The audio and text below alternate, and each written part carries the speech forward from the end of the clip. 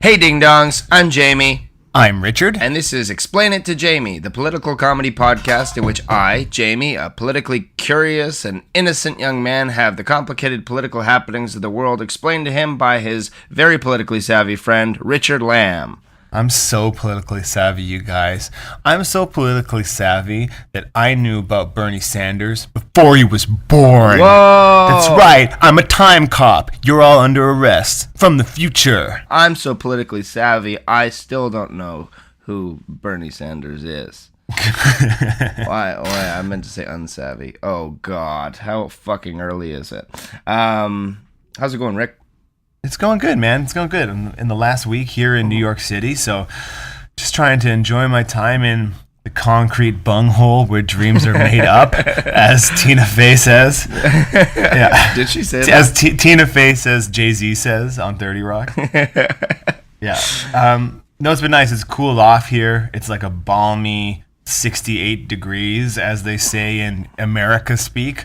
And yeah, I'm just kind of, enjoying my time and looking forward to coming home to Canada. 68 degrees. Now, isn't that twice as hot as the sun? I believe you're right, yeah. That's right. In fact, I'm a being of pure energy now. I've transcended all of my material desires, and I am a living extension of the sun itself. That's the dream. But I still hate stuff and just want to complain about everything. I haven't been enlightened at all. I just, can move at the speed of light. Sure. When people ask me what my end goal is for going into acting, I always tell them to become a being of pure energy. And yeah. Okay. Well, what do you say we do a podcast? I think that's a wonderful idea. Yeah, rather than just subject strangers to our catching up. Yeah. So Jamie, what is it that you want to learn about this week? American political parties. Oh, wow. Oh, my God. Yeah. Don't we all? Yeah. I feel like, we've been hot on Canada stuff lately. Mm-hmm. So that was like one impetus for me to go American. Two is like I'd like to have a bit. It's nice to get specific cutting pieces of information as we do so often, but I think in this one I'd like to get a bit of a broader sense of what the American political system is like. That can help just as much. Yeah, and I think that for most people, they know about the American political parties and what they are and vaguely what they stand for, but I don't know. It's always worth going into what they are and what they actually stand for, and especially what they don't talk about as much as what they do talk about. It's useful, especially in a two-party system, to really sort of examine what the assumptions of the system are that are kind of masked by the fact that it's a two-party system, right? And we'll get into this. Blah, blah, blah, blah, blah. Save some of your bullets for later, Richard. I learned that in acting school. Wow. I learned that when I became fused with the sun and part of the sun's ecosystem. What else did you learn? I learned that turtles are actually computers. Wow. Look it up. That's why I love Richard. I can throw him literally any ludicrous question that comes out of my brain, and he will come up with pure, solid fucking gold. Yeah, that was chisel that shit on my tombstone. Yeah. That's the hill I want to die on. I want to ride that donkey into the fucking sunset, everyone. Yeah, baby. Speaking of riding something into a sunset, what do you say we ride into the sunset of this theme song? Wow!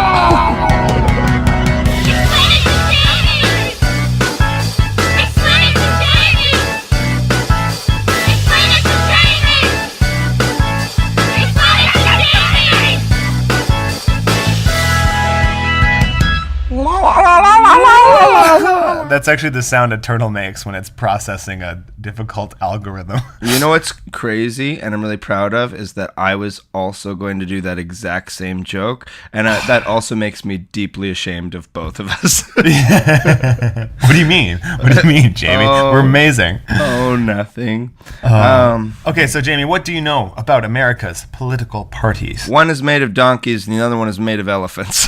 You're actually like 100% correct. Yeah, I know. It's like everything. reverse. It's like reverse Noah's Ark up in this mofo. it's like quick, get all the elephants into this one room, Right. and then seal it from the outside.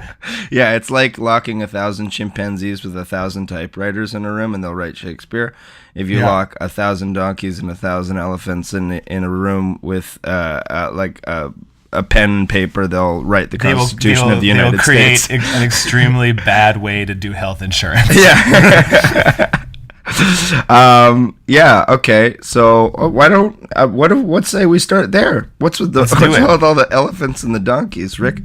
Well, it's actually kind of an interesting story. Let's go through the history of the Republican Party, the political parties. It's kind of like an organic stop along the way for both of them. I'm not going to lie to you, Richard. The only reason I suggested this topic was because I wanted to know more about why they chose elephants and donkeys. Okay. So the one of those things that came around first was the donkeys for the Republican Party. No, for the Democratic Party. Yeah. Democratic Party. Yeah, you got it. The donkeys for the Democratic Party. And that came around when the Democratic Party became the Democratic Party was in the 1820s, and the president at the time was Andrew Jackson. Actually, technically, he was only elected for the first time in 1832, but the Democratic Party became called the Democratic Party in the 1820s. Jackson was elected the president in 1832, and he was the first populist in America, the way that people call Donald Trump a populist. So people often compare Trump and Jackson. Actually, he campaigned by saying look, all of the people who are in the government are these shitty northern elites who look down on the average person and don't get it. I believe that the government shouldn't be interfering in people's lives. It should be like a small government thing. And people really liked that message, partly also because the guy he was running against, John Quincy Adams, was really hella corrupt and shitty, and his government was just kind of removed from the people. So Andrew Jackson won, and when he got into office, Congress was still Republican. It was they weren't Republicans yet; they were Federalists, like the other party. And so whenever Congress tried to pass stuff, Andrew Jackson would veto it. Because he believed the government shouldn't interfere in people's lives. So he veto almost everything that Congress tried to do, except for extremely, extremely essential services. And because of that, political cartoons at the time often compared him to a donkey. Also because his name is Jackson, and they considered him a real jackass. Hilarious. Yeah. Okay, so the donkey, the image of the donkey came to be associated with the Democrats from this time. Okay, cool. A question for you. I'm gonna actually. Could you expand a bit more on populism, because that is a term I hear pretty regularly. It's one of those words that, when I hear it in context, I feel like I understand what's being said, but I don't understand fully what the word means. Yeah, it just means creating a political platform, a political campaign, a movement by appealing to the average person and having the average person as the engine of your political campaign. Now, you would think that all political campaigns would have the average person as their engine, but it refers more to if you think about the Barack Obama election, the first one, there were all these stories of he raised tons of money, but he had 100 times as many individual donors as the Republican Party, who were all donating $5, right? That's populism. That's right. A popular movement. It's being supported by lots and lots of normal people instead of by a key number of huge players. Right. It's why vanilla ice cream is the most popular ice cream flavor. Yeah. It's what else? Why Kit Kat is the most powerful chocolate bar. I can go all day, Rick. Which one do you like? Yeah. Why? Kit Kat's not the vanilla ice cream of chocolate bars. Kit Kat's very specific. Apparently, Kit Kat is the most popular chocolate bar in the world. Well, I mean, it's amazing. Because the least amount of people dislike it. Huh. Yeah. Weird. Yeah. I think Kit Kats are great. I think they're genius. You could share them. Yeah. Give me a break. There's a song. Exactly. Yeah. So populism just refers to, and it also kind of exists in opposition to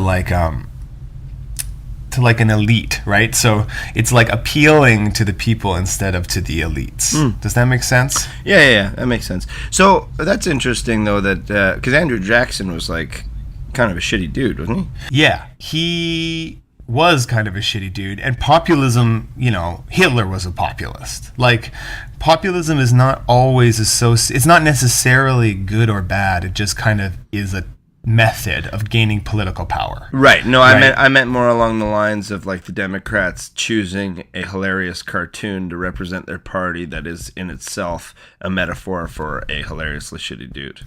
Yeah, I mean, both of the animal metaphors for the parties kind of come from not necessarily flattering portrayals of them. The Republicans one is a lot more flattering than the Democrats one, but is it because elephants never forget?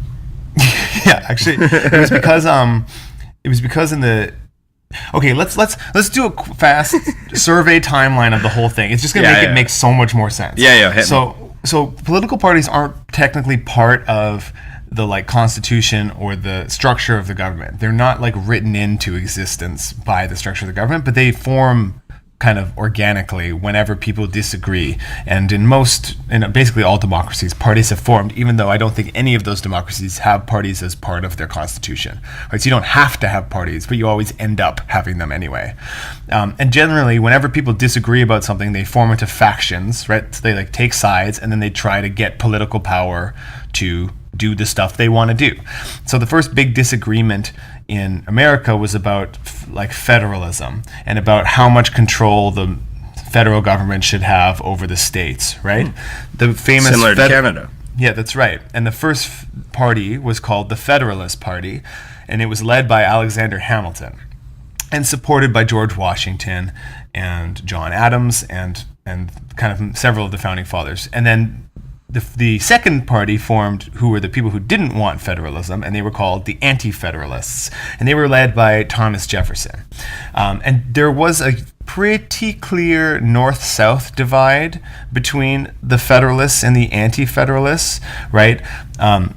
Like the rights of states to govern themselves and determine what they wanted to do was a lot more important to the people in the South than the people in the North. And super quickly, that kind of disagreement becomes all about slavery, like within a couple years, and it becomes sort of the defining party issue of the 19th century in America. So, and the Anti-Federalists realized pretty quickly that it's pretty shitty having your party named after what you're not, and like completely defined by the other guys. So they changed their name to, wait for it, the Democratic Republicans. So there were the Democratic Republicans were like the party of the South, the party of states' rights, right? And the Federalists were the party of more like the party of the North, the party of a strong central government, where the central government could tell the states what to do and have kind of the final say over what was going to happen. The Federalists changed their name to the Whigs kind of in like the early 19th century. So for a while, it's like the elections are between the Whigs and the Democratic Republicans. And then the Democratic Republicans, as we just said, in the 1820s, they changed their name to just the Democrats, the Democratic Party. Did Whig mean the same thing then that it does now? It's like WHIG. Oh. I thought maybe because it was on the north, it's on the top, and so America wears it like a wig. That's right. Like, we're the South's hat, motherfucker. Yeah, exactly. No, like the traditional political parties in England were the Tories and the Whigs, and so they took the name from there. Oh, that's why I was confused, because originally you said Whigs, but when you said Whigs, it all made sense. Whigs. There were also always, starting from pretty early, there were always third parties. Like you've noticed already, America has a two-party system. That's what we say. There's two major parties. They occupy sort of slightly different places on the political spectrum. They have kind of sort of different issues that are priorities for them. And generally speaking, Americans have a choice between supporting one of those two parties. There are always smaller third parties, but they tend to be very much part of the fringe conversation. But in the kind of early mid 19th century, this very important third party emerges. It's called the Free Soil Party. And what that doesn't mean, like I initially thought, that at every grocery store you hand out a bucket full of Mother Nature's finest brown earth to any honest person who wishes to cultivate a garden of, earthly riches. That's the American dream. Yeah, that's right. Just a bucket full of hot dirt.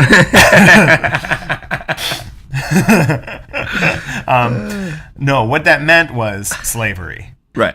And at the time, the huge debate pro is slavery. Pro-slavery or anti-slavery? Free soil? Is Yeah. that what you were asking? They were anti-slavery. But at the time, the debate about slavery was not about getting rid of slavery. It was about when new states enter the United States, are they slave states or not, right? Because the balance of power is essentially between slave states and non-slave states, right? So if you let a new state in and it's a non-slave state, you have to then let a slave state in, or else, because if you let in two non-slave states, suddenly the non-slave states are going to be able to tell the slave states to do whatever they want, right? And that's a problem for the slave states. And at the time, in the language of the time, to be anti-slavery meant you were against new slave states coming in. If you wanted to get rid of slavery, even in the places where it already existed, you were an abolitionist, right? You wanted to abolish slavery. And that's like a meaningful political distinction at the time. So they're not actually, when they're talking about that, they're not actually talking about like literal slaves working in the fields. They're talking about slave states. Yes. That's correct. When you're anti-slavery in the 19th century, all that means is you're like, we shouldn't add any more slave states into the Union. Now, and anti-slavery was a very mainstream Northern position, like a lot, because the North. There were no slaves in the North. There was like a parallel, kind of like the border of Mississippi, like a longitudinal parallel. And above that point, there was supposed to be no slavery. And below that point, slavery was allowed. But that rule started getting kind of bent when new states were added, and it caused all kinds of crazy political tension. But in the North, being anti-slavery was like a pretty mainstream position, but being an abolitionist was like considered fringe and kind of crazy, right? It was like it was considered the radical like left of what you could be in the North. And the Free Soil Party were like the abolitionists decided to get together and make a party. So they wanted slavery to be abolished throughout the entire Union, right? Including in the states where it already existed, which would be obviously a massive and crazy change. Now, what happened was the Democrats were winning a bunch of elections, and the Free Soil Party was actually becoming big enough that it was becoming a problem in the North. Like it was taking enough votes away from the Whigs that the Whigs kind of took a look at it and were like, maybe we need to get these guys on side. They were getting about 10% of the vote by their last election in the 1850s. So the Free Soil and the Whig Party merged into a single party called the Republican Party. Right. And their first candidate for president was Abraham Lincoln. Now, at the beginning of his career, Abraham Lincoln wasn't actually an abolitionist. He was just anti-slavery, right? But when Lincoln was elected president, the South, because he had these abolitionist people in his party, the South kind of fear-mongered that he would be an abolitionist, and that was the wedge that caused the Civil War. It caused South Carolina to secede from the Union, and then blam, blam, blam, the Civil War happened, abolition happens, et cetera, et cetera. So now we have the Democrats and the Republicans, like the parties that we know now, and they continue on in this form until the present day. The Democrats are actually the oldest political party in existence because they've existed since the 1820s in the exact form that they're in now. Right, and they've had the help from the Illuminati. That's right, yeah, obviously. And now that I'm part of the Sun, I can tell you that Ra, the sun god, big fan. Yeah. So the Civil War happens, and after the Civil War, there is like 70 years of almost like crushing Republican rule. Like the Republicans get so much momentum from being the party that won the Civil War that they're so difficult to defeat well into the 20th century. Like from the 1860s until 1915, there's like only 3 Democratic presidents. for almost 70 years. And this is where the elephant thing comes in, because political cartoons started drawing the Republican Party as an elephant because it was so powerful. Like, it couldn't be stopped. Right. Yeah, and this tactic also, like this electoral tactic, it was called waving the bloody shirt, when it was like, sir, we have a problem with this policy that you have towards new, dye import, like indigo importation to make dyes, and they're like, we won the fucking Civil War, you're gonna tell me that you're up my ass about dyes? Like, that was kind of like their move, right. Yeah. And so they use that to win a lot of elections that they probably shouldn't have, because there was like some shit ass presidents in the late 19th century, like a lot of corruption, a lot of really bad administration in a lot of ways. Right. They had the Trump card. Yeah, that's right. I mean, 100%. Pardon the pun. Yeah, and the Democrats really struggle in this time. Like, they sort of are the this is where we're in the era where, like, for us today, you almost have to think of the parties as being the opposite of what they are today, because the Republicans are the party of Lincoln.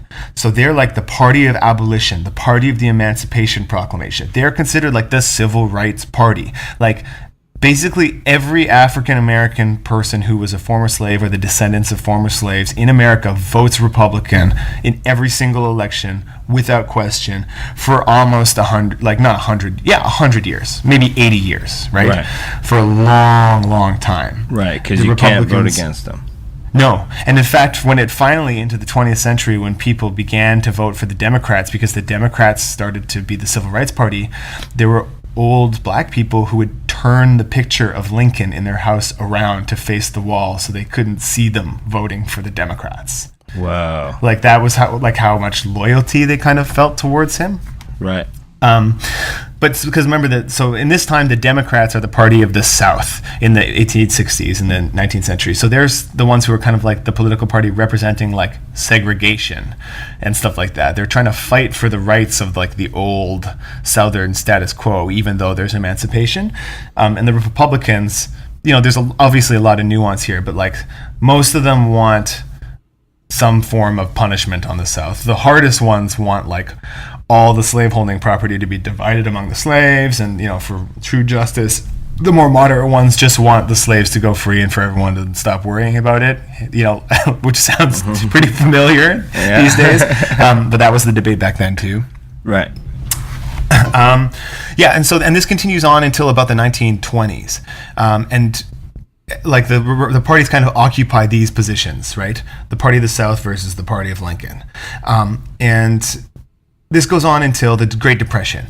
And during the Great Depression, the guy who turns it all around is kind of FDR, right?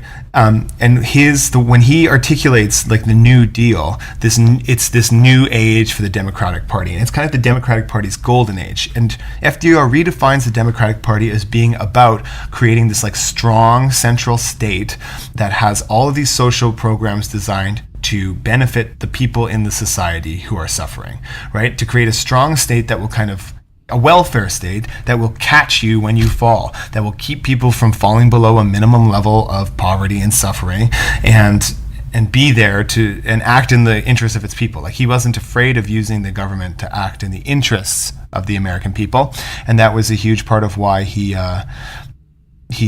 was so successful. Yeah, so FDR wins on the New Deal. He gets voted in, and then this is kind of like the status quo for the next while. Sorry. So what's the New Deal? The New Deal was the way that America tried to get itself out of the Depression.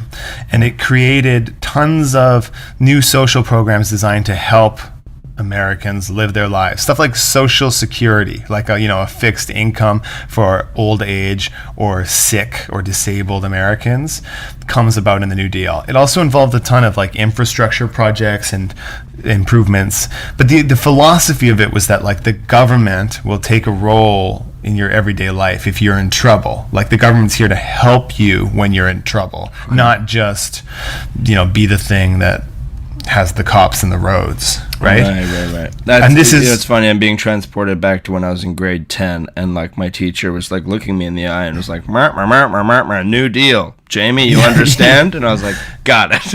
yeah, absolutely. Yeah.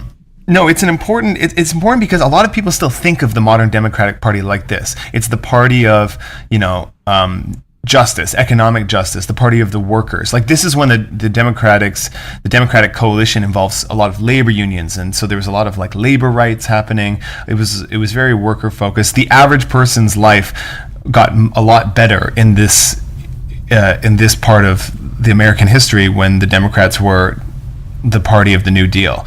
And all like our parents were born in the very tail end of the economic boom of this time, right? The post World War II, strong unions, good wages. You could work at the grocery store and put yourself through university. Like, that shit all came about because of the work the Democrats had put in for the 20 years before that, right? And then in the 60s, the Democrats were the parties of the civil rights movement, right? So it was the Democrats who kind of moved things forward with regards to desegregation, with gender rights, affirmative action, stuff like that. Those were all Democratic kind of principles. And the Republican Party struggled to have an identity in this time too. They didn't have like a strong narrative about who they were. They were the party of like racism and bigotry in a lot of ways, because that was like the interests who were left to be represented, right? Right. This kind of kept continuing until the real moment of redefinition for the Republican Party is with Reagan in the 80s. And with Reagan, the Republicans kind of adopted this new sort of like small government, friendly to business, low taxes, kind of individualistic society, like view towards society, of vision of what society could be, that they kind of still have to a certain extent today. Like, the modern Republican Party really was born in the 80s with Reagan, and with the work done at places like the Heritage Foundation, which is a conservative think tank. What's a think tank? You probably hear that word a lot. Mm-hmm. A think tank is you can think of it like a university that doesn't teach, it only does research, right? So it's like all of these intellectuals who are brought together to just kind of like think through, if you're a conservative think tank, it's like, okay, we believe that the market, like the capitalist marketplace, should be able to provide the best solutions for healthcare, but what do we have to do in order to create like the best government policies to make that happen? My understanding of think tanks, and correct me if I'm wrong, has always been like, and maybe this is also a cynical way of thinking about them, but like groups like proving figuring out ways to prove things that I would like to be true. Global warming or whatever. We'll make a think tank full of smart people who can find ways to prove that global warming isn't real. Yeah, that's definitely not an unfair way to look at some of these places. Like, certainly there are shadier think tanks. There are much more like propagandist, partisan think tanks. I mean, the hope is there are some that are governed by like the scientific principle and by an earnest sense of inquiry into what they're trying to do. But yeah, generally speaking, think tanks are partisan. Like, there's conservative think tanks and liberal think tanks.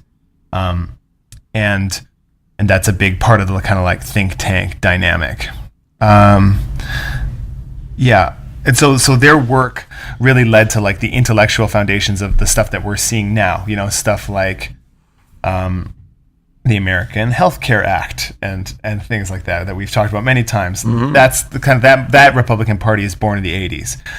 What's interesting is the Democrats also kind of abandon, with Bill Clinton, their kind of New Deal Democrat, welfare Democrat identity also, and become kind of a neoliberal party. Now, we've talked about neoliberalism many times. I'll define it here just in case people aren't 100% clear, but it's this kind of like weird post-50s like way of ideology where you have like kind of a business-focused capitalism as your economic ideology, but you have the kind of like optics or the language of social progressivism, right? So you're like, yeah, we should end racism. Racism's bad, but then you're also like, but we need to encourage businesses, right? And so at the intersection of those things, at the places where the economics and the social progressivism meet, almost always the choice is made to go with the economics. And it's no accident, too, that most of the people who are in government have like deep ties to these businesses and things like that. Like, this ideology did not arrive at our doorsteps due to some fluke. Right. And now We should do an episode on neoliberalism. Yeah, we should get the boys back on. We should get Anthony and Thomas back on and do neoliberalism. I'm sure they'd love that. Yeah. Okay. The handymen are back in my dorm room that I'm staying in New York. So if you guys can hear loud talking, that's what that is. We can definitely hear it. Oh yeah, for sure. Okay, so now we're at the present day, and I thought I would share some interesting statistics. Sure. Or not like statistics, like these are like approximate statistics. I looked them up, but cool. Before you share them, do you want to maybe ask if the handymen want to come in and hear the statistics? Yeah, I think I would like to do that. 1 second, let me Google Translate how to say that in Spanish. Got it. No, okay, so right now, there's like 432, I think, members of Congress. The vast majority of them are white people. The vast majority of them are men.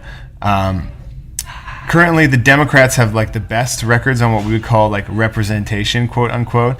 But like out of the 432 representatives, is it 432 or 438? I can't be bothered to figure it out. It's a difference of 6. It's something like that, you guys. Right. Sue me.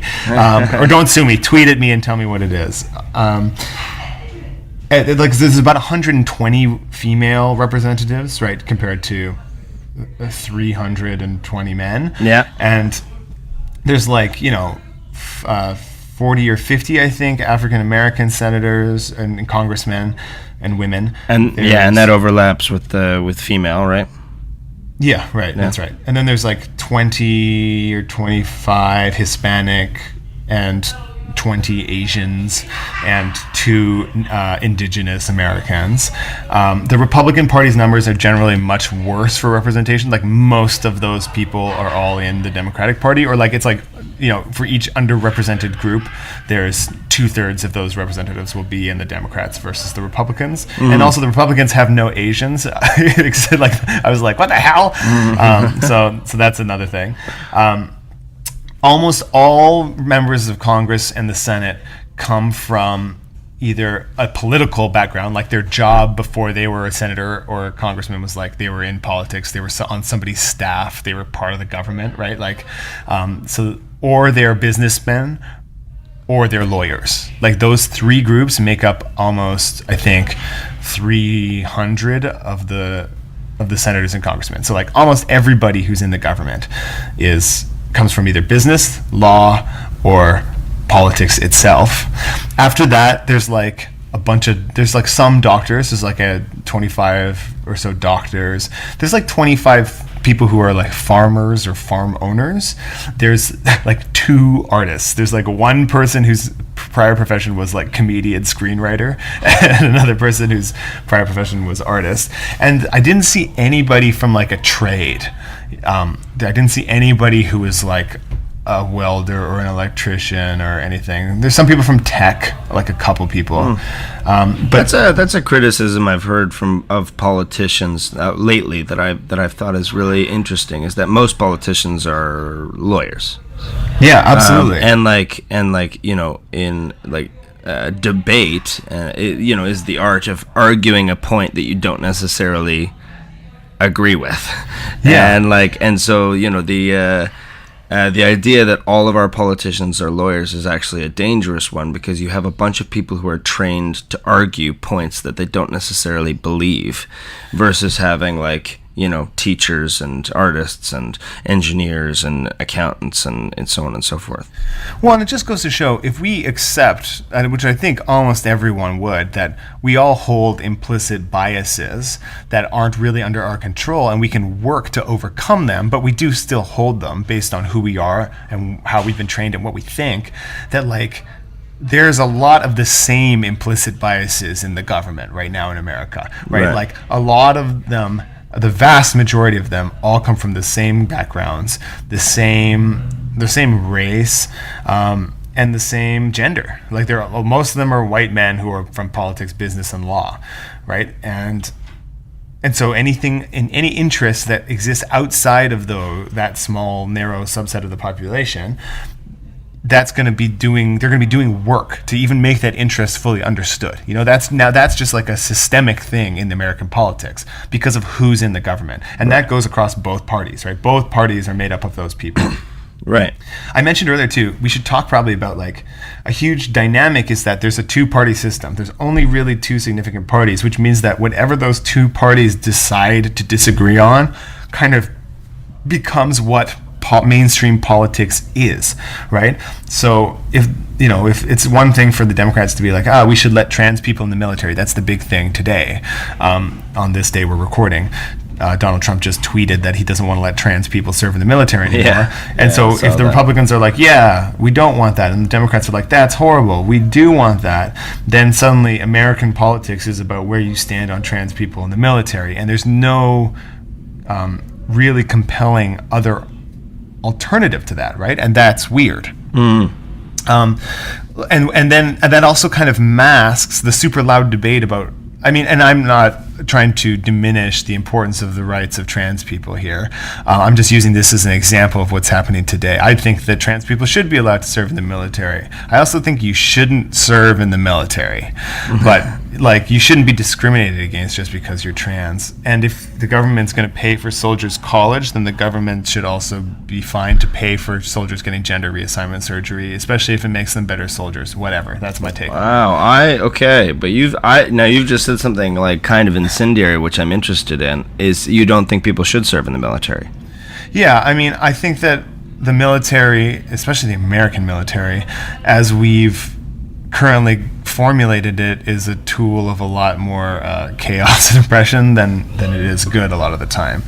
If we had like a self-defense militia, that would be a super different story. But if you join the Canadian military, you're far more likely to just be like blowing up some brown teenager in another part of the world who doesn't really even care anything about Canada than you are to be, heroically liberating somebody. That's just a kind of, I feel like that's a sort of non-controversial fact. Maybe that's more controversial than I think, but yeah, I think there are much better ways to create justice and work for a purpose in the world and to serve this country than to enter the military. I don't know. My grandpa, who landed on Normandy Beach, would have said the same thing, and did say that exact same thing to me. So, if I can play that card, I will play that card. Right.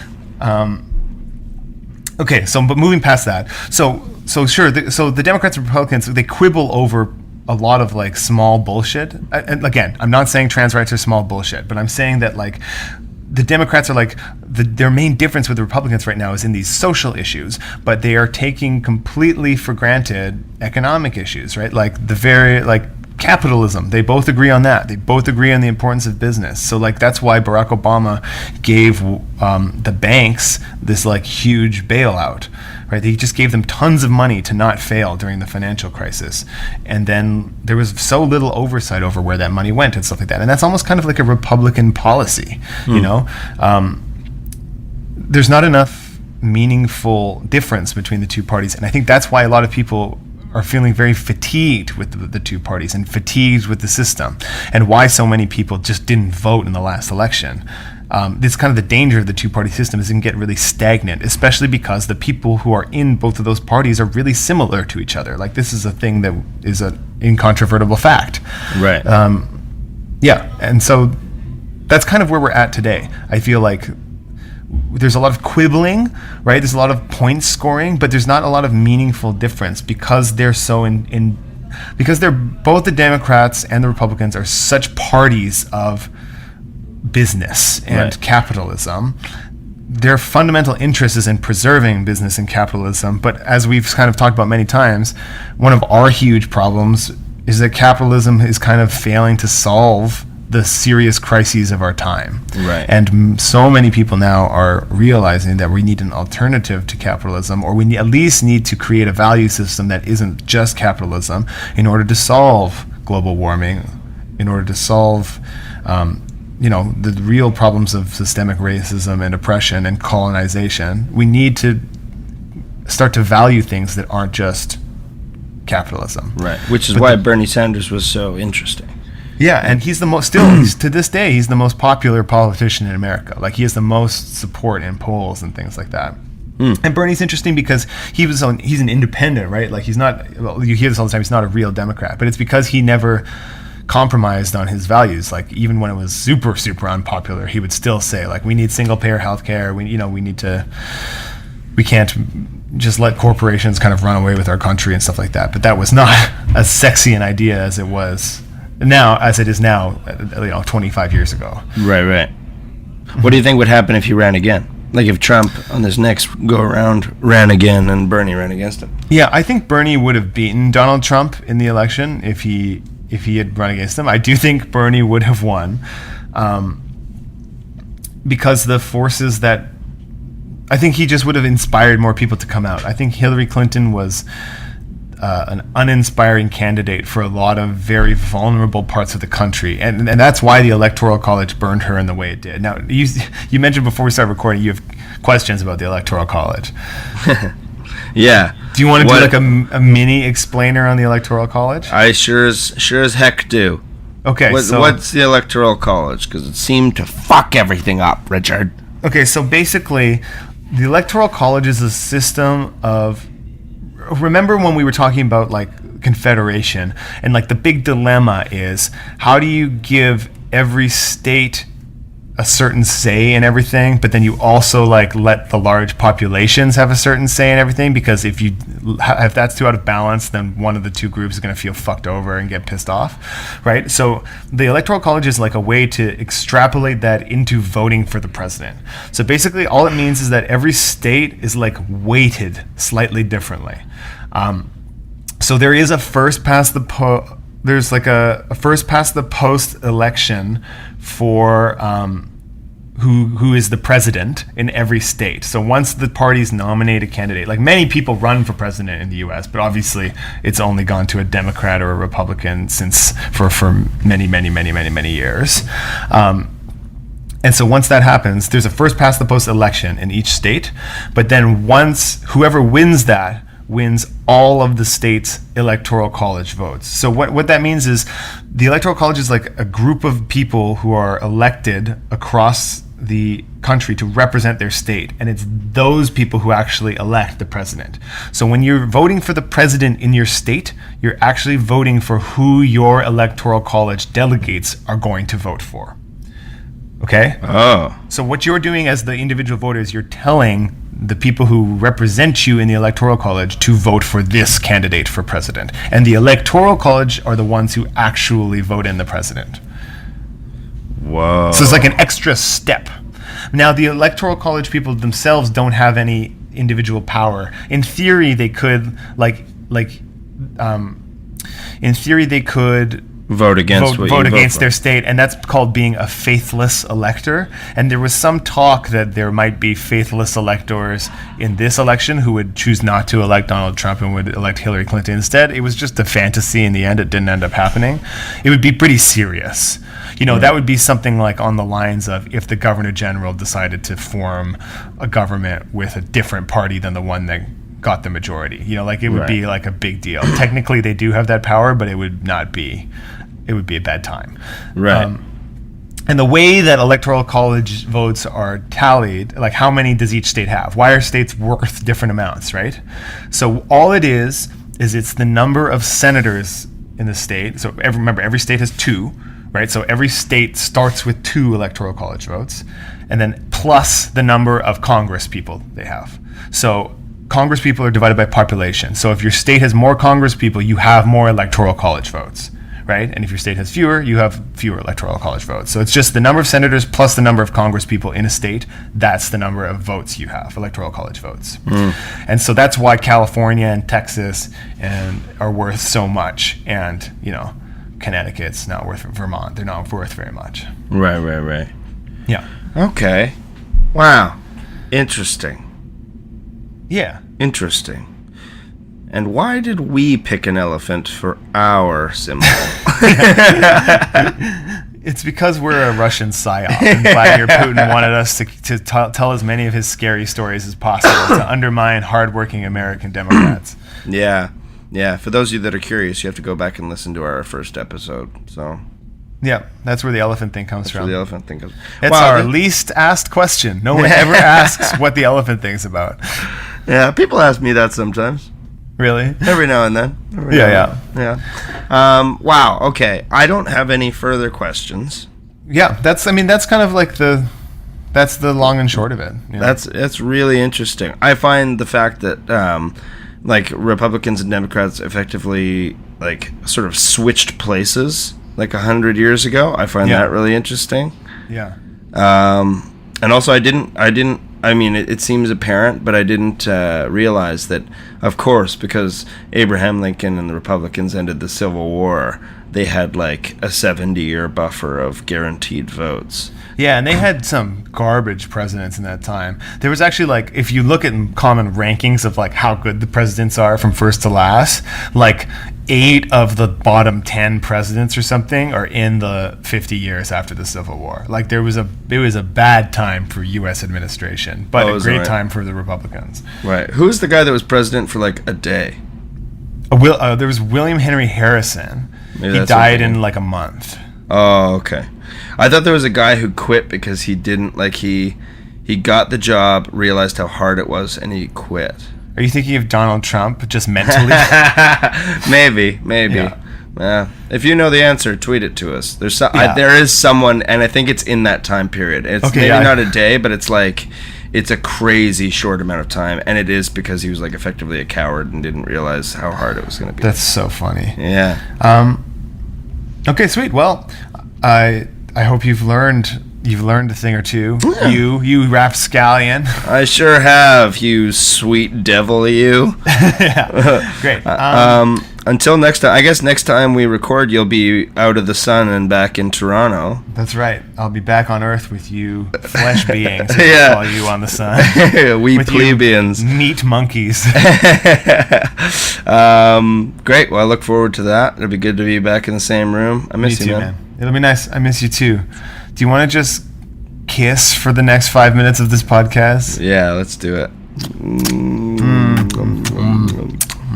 I wish we could go for dim sum right now. Those fuckers closed it down. I know. Gentrification destroyed Jamie and I's favorite dim sum restaurant in Toronto, and it's really made us... I feel lost. Like, I don't have a place right now. Yeah, we're going to have to record another episode, but before that, you and I need to work out You know what? We need to start trying places out, and we need to find a new place. Yeah, we do. So if you have any recommendations for dim sum restaurants in Toronto, preferably... I guess you don't live in the West End anymore. Yeah, just anywhere in Toronto. Send them in. Yeah. And if you have time, send in, I guess, a topic that you want us to cover or whatever. Yeah, or whatever. Yeah. I mean, if you have any feedback or whatever, @Explain Jamie on Twitter, explainittojamie@gmail.com. Find us on the Google. We're there, I guess. Yeah. Thanks for listening. Thanks Richard, so much. Thanks for explaining. And until next time, this has been Explain It to Jamie. Woo!